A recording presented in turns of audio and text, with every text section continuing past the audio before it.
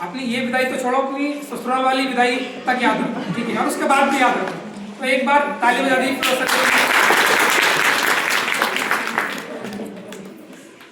बैठ करके बोल।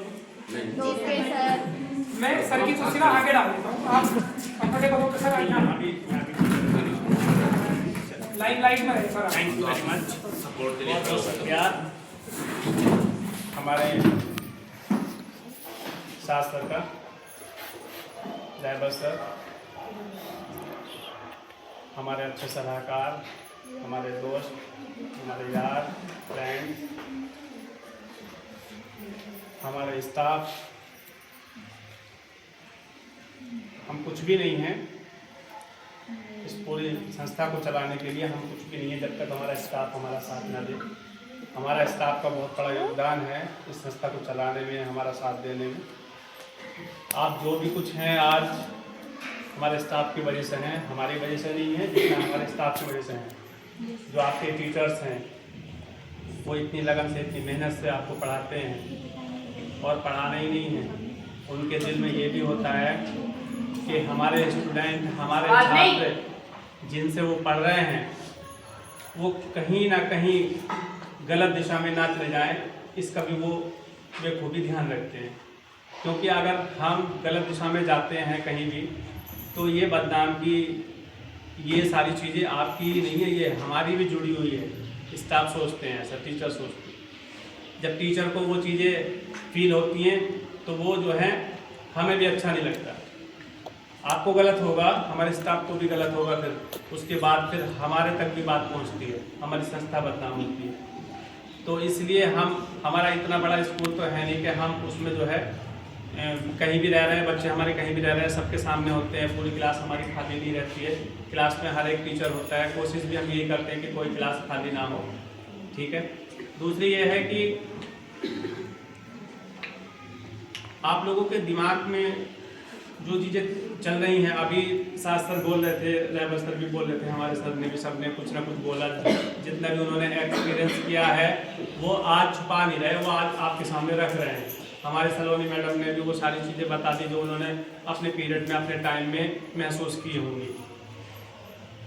तो कोई भी छोटा और बड़ा नहीं होता है, आपकी नज़र में सबसे बड़ा टीचर तो वही होता है जो ABCD सिखाता है। ABCD सिखाने वाला सबसे बड़ा टीचर आपके लाइफ में होना चाहिए।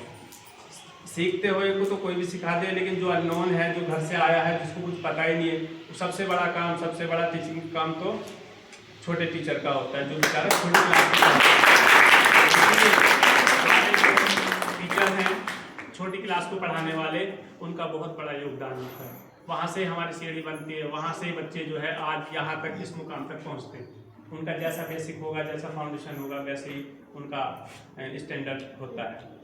दूसरी चीज़ ये है कि आज जो भी हमारे पास टीचर बैठे हैं वो सब कहीं ना कहीं आपके द्वारा लाइक और डिसलाइक किए जाते होंगे, ठीक है, ये आपकी भूल है। एक अक्षर बताने वाला भी टीचर होता है। अगर कोई हमें अपनी लाइफ में एक अक्षर भी, एक शब्द भी अगर वो हमें सिखा गया तो वो टीचर है। आप कहीं भी चौराहे पर मिलते हैं, रास्ते में मिलते हैं, तो आप उनसे ऐसे मिलो जैसे कि हमारा जन्म जन्म का रिश्ता है उनके साथ। और ये सारी चीज़ें करने के लिए आपको ऐसा बनना पड़ेगा। You will have to make yourself better than before.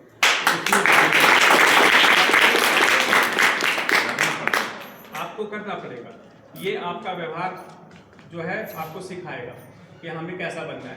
Decide करो आप कि आपको कैसा बनना है। आपको गलत दिशा में जाकर के अपनी लाइफ बर्बाद करनी है या अच्छी दिशा में जाकर के अपनी लाइफ को बेहतर बनाना है। पहले से आप ऐसा बनाओ कि आपके पेरेंट्स आपको घर से निकालने के लिए मजबूर हो जाएं, वो कहें कि नहीं, आपको बैठना नहीं है, रुकना नहीं है, आपको पढ़ना है, हम आपको कॉलेज भेजेंगे, यूनिवर्सिटी भेजेंगे। आपको ऐसा बनाना है। आप उनसे ज़बरदस्ती नहीं कर सकते पेरेंट्स से कि नहीं हमें पढ़ना है, आप हमें पढ़ाओ। उनका मन नहीं है तो आप नहीं पढ़ सकते। उनका अगर मन नहीं है, पेरेंट्स का मन नहीं है, तो आप नहीं पढ़ सकते आगे। वो आपको जाने भी नहीं देंगे। आप ऐसा बना लो ना अपनी लाइफ में कि वो मजबूर हो जाए आपको भेजने के लिए।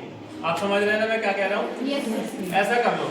जब आप बढ़िया रहोगे ना तो फ्रैंकली आप किसी से भी बात कर सकते हैं, किसी से भी आप जो है कहीं भी जा सकते हैं, पढ़ सकते हैं। लड़कियाँ जा रही हैं, घर से बाहर जा रही, अकेली जा रही है, वो यूनिवर्सिटीज़ में पढ़ने के लिए जा रही है, विदेशों तक में जा रही है। आप निकलो बाहर, पढ़ो, कोई नहीं रोकने का। तो अगर कोई चीज़ आपको गलत लग रही है, आपको कोई सता रहा है, कोई परेशान कर रहा है, आप अपने टीचर से कंसल्ट करो ना एक बार, बिल्कुल साफ मन से पूछो तो सही।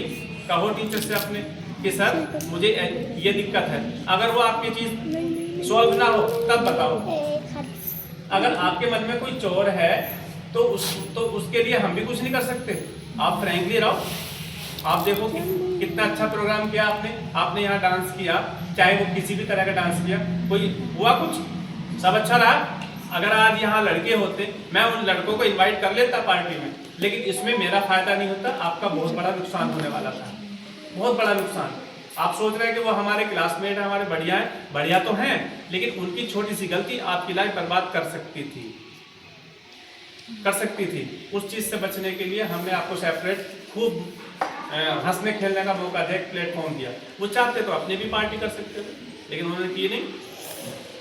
तो दिस इज देयर रेस्पॉन्सिबिलिटीज, ये हमारी नहीं है, उनकी है कि वो उसको कैसे ऑर्गेनाइज करते हैं। अगर उनमें जज्बा होता तो वो आते सब मिल करके कि हम भी पार्टी ऑर्गेनाइज कर रहे हैं, हमें भी परमिशन दीजिए, हम जो भी हैं 2 हैं 4 हैं 10 हैं, हम अपनी पार्टी करेंगे। अगर मन में उनके चोर नहीं था तो वो आते मेरे पास। किसी एक बच्चे का रात फोन आया, सर हमें भी बुला लो पार्टी में, पार्टी है ना। मैंने कहा हाँ पार्टी तो है, तो सर हमें बुला लो। भाई मुझे तो इनवाइट किया गया, आपको इनवाइट किया गया हो तो आप आ जाओ, और अगर इनवाइट नहीं तो आप नहीं आ सकते। किसी शादी का अगर हमें इनविटेशन कार्ड नहीं मिलेगा तो हम जाएंगे क्या शादी में? भाई मुझे तो इनवाइट किया है तो मैं आ रहा हूँ उनकी पार्टी में। अगर वो नहीं करते तो मैं भी नहीं जाता, मैं चाहे ऑनर हूँ। हमारे स्टाफ को इनवाइट किया तो वो भी आ रहे हैं। तो आप पहले उनसे पूछो, अपने जो 11वीं क्लास के बच्चे हैं, क्या उन्होंने आपको इन्वाइट किया है? पूछिए, 11वीं क्लास के लड़कों से पूछिए, आप पूछो तो सही कि हाँ हम पूछते हैं। तो भैया ठीक है, अगर उन्होंने किया आपको इन्वाइट तो आप आ जाओ, वेलकम। कि सर आपकी तरफ से आ जाए, तो भैया मैं तो खुद इन्वाइट हूँ, मैं कैसे बुला सकता हूँ? पार्टी तो बच्चों की है, हमारे 11वीं क्लास के बच्चों की पार्टी है, मेरी तो पार्टी नहीं है। मेरी पार्टी होती तो मैं आपको बुला लेता। दैट सॉल्व हो गया, प्रॉब्लम खत्म। अब आज के बाद जो भी पार्टी होगी आपकी गर्ल्स की पार्टी होगी, और सारी लड़कियां जितनी भी हैं पार्टिसिपेट करो, खूब अच्छे से रहो। और दूसरी चीज लास्ट, स्ट्रेस लेकर के नहीं पढ़ना है आपको। स्ट्रेस बोधरेशन नहीं पानी है दिमाग में, टेंशन लेकर के नहीं पानी। जितना भी याद करो, जितना भी टाइम याद करो छुट्टी, टेंशन नहीं लेनी है बिल्कुल भी। जो होना था वो तो हो गया। 2 साल मिले थे आपको स्टडी करने के लिए, वो आपने कर लिए जो करना था। अब तो यह है कि अब बोधरेशन, अब टेंशन, अब स्ट्रेस बिल्कुल नहीं लेना है दिमाग पे। कोई नई चीज नहीं पढ़नी है आपको।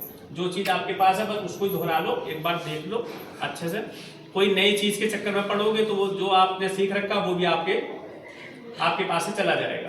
तो जो आपके पास है उसको एक बार देख लो, रिपीट कर लो। और इतना वक्त आपके पास है नहीं, कहीं पर भी किसी भी जगह अननोन जगह पर या अननोन लोगों से मिलने की कोशिश मत करना, क्योंकि टेंशन देने के लिए दुनिया बहुत बड़ी है। टेंशन हर कदम पर मिलेगी आपको। एग्जाम टाइम है, एग्जाम टाइम में किसी को भी स्ट्रेस से बचना है, क्योंकि टेंशन बहुत है। जरा से में कोई कह दे अभी तुम जा रहे, अभी कोई कह दे अभी टेंशन पाल लोगे, उस टेंशन को दूर करना है।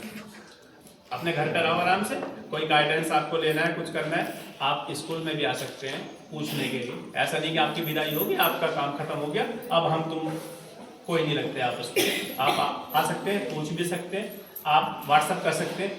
आपके अच्छे लिंक होंगे तो आप व्हाट्सएप भी करोगे, पूछोगे भी, आओगे भी। अच्छे लिंक नहीं होंगे तो आप नहीं आओगे। तो बेस्ट ऑफ लक आपको सबको।